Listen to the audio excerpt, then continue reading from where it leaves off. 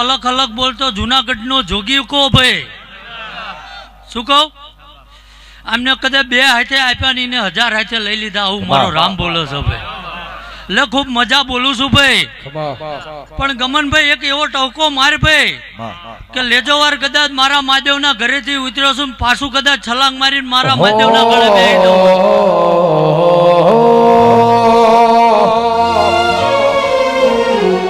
રૂખડ બાવા તું